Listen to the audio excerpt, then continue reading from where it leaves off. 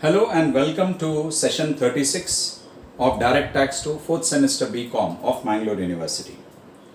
In this particular session, we are going to learn about exemption under section 54B, that is transfer of an agricultural land situated in an urban area and purchase of another agricultural land. We have already seen the rules of section 54B.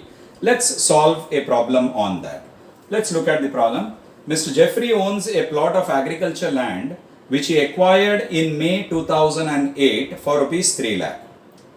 He sells this land for 35 lakh 25,000 on 18th of August 2019, that is previous year 1920.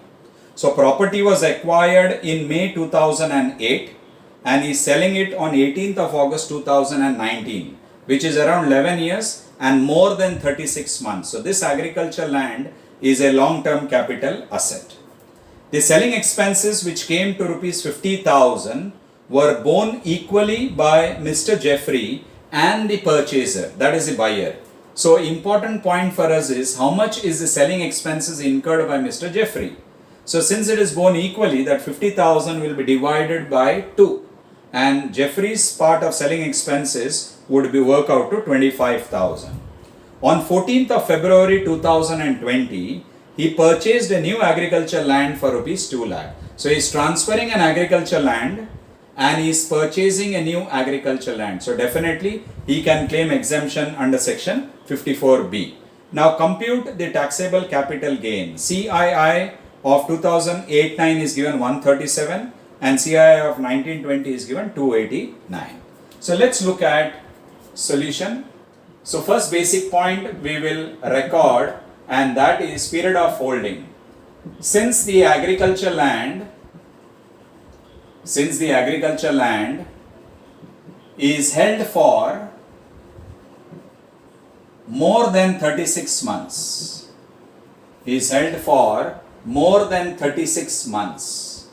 So when I say more than 36 months, that is from May 2008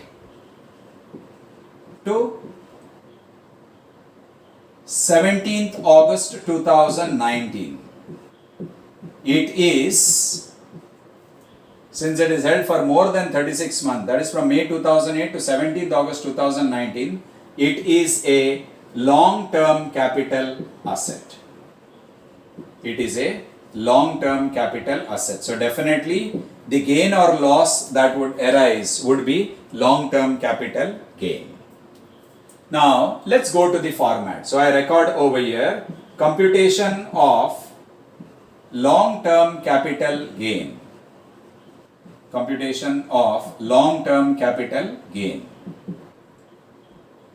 So as usual, I draw two amount columns. And the starting point would be sale consideration received. Sale consideration received is given. The SSC Mr. Jeffrey is selling, so I record over here sale consideration. So sale consideration, he sells this land for 35 lakh 25,000. So I record 35 lakh 25,000 is the sale consideration. Then I record less selling expenses. Now in this particular problem, selling expense is given. He sells the land for 35 lakh 25,000 on 18th of August 2019. The selling expenses which came to rupees 50,000 were borne equally by Mr. Jeffrey and the purchaser. So 50,000 is the value. I divide that by 2. Since it is borne equally both by the buyer as well as the seller, that is Mr. Jeffrey. So selling expense works out to 25,000. Next I record, since it's a long-term capital asset, I record indexed cost of acquisition. Always in case of computation of long-term capital gain, cost of acquisition and cost of improvement must always be indexed. So index cost of acquisition rule is cost of acquisition into CII of the year of transfer, that is 2019-20 divided by CII of the year in which the property was purchased. And the property was purchased in May 2008. May 2008, the previous year is 2008-9. 2008-9. Now cost of acquisition. He acquired agricultural land for rupees 3 lakh. So 3 lakh is the cost of acquisition.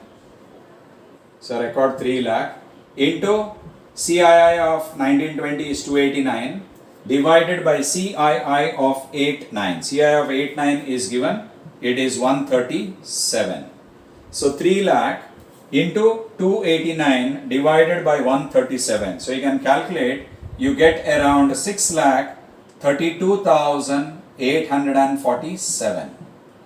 6 lakh 32,847. That is after approximation. Then we take index cost of improvement. Index cost of improvement. Now if you look into this particular problem, index cost of improvement is not given at all. So index cost of improvement is nil. So that's all we have. So total amount to be deducted will be 6 lakh 30, 40, 50.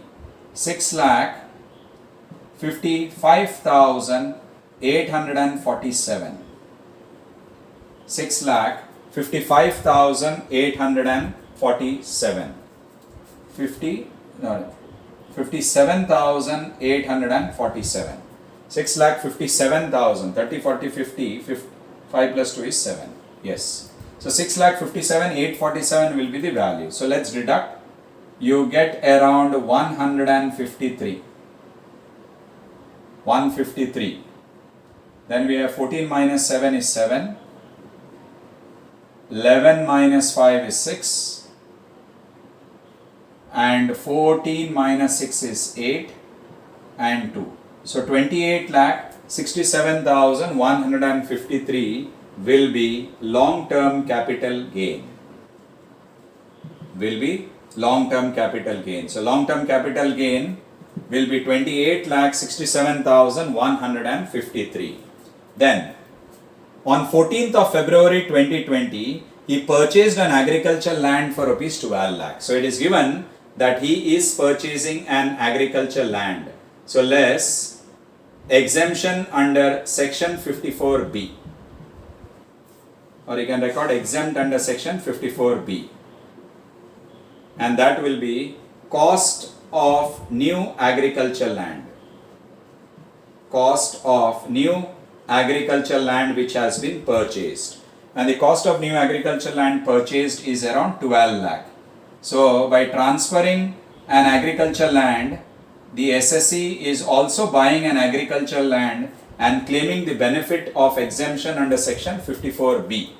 Since the cost of agricultural land is 12 lakh, you can claim a deduction.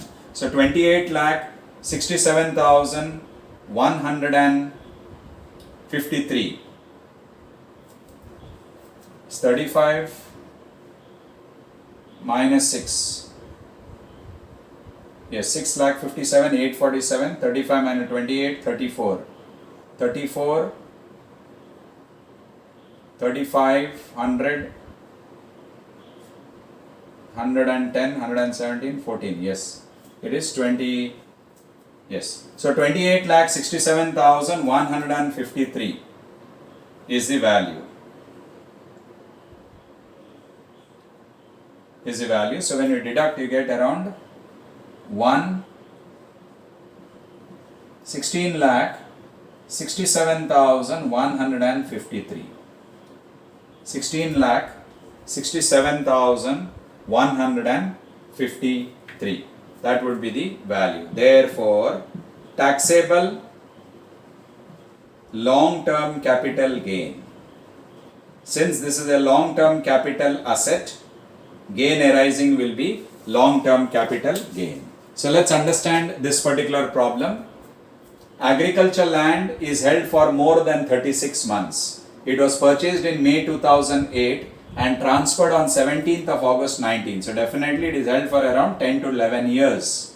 And since it is held for more than 36 months, this asset becomes a long-term capital asset. Then we have to calculate long-term capital gain. As usual, we take sale consideration. which is 35,25,000. Then we deduct selling expenses. It is given 50,000 is the selling expenses. Both buyer and the seller, Mr. Jeffrey, share equally. They bear the expenses equally. And since it is 50,000, we'll divide it by 2. So equal amount or selling expenses borne by Mr. Jeffrey is 25,000. Then we have index cost of acquisition.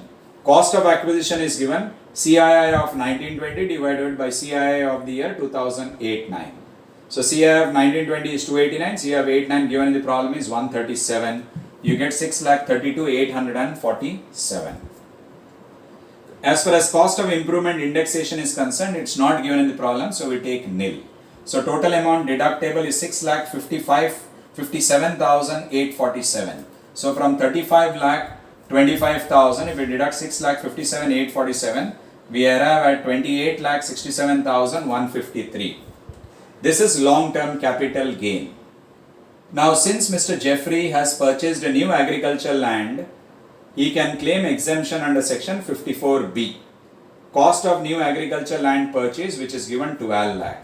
So 28,67,153 minus the exemption under 54B 12 lakh, taxable long-term capital gain is 16,67,153. So I hope this problem on exemption under section 54B is clear. Thank you.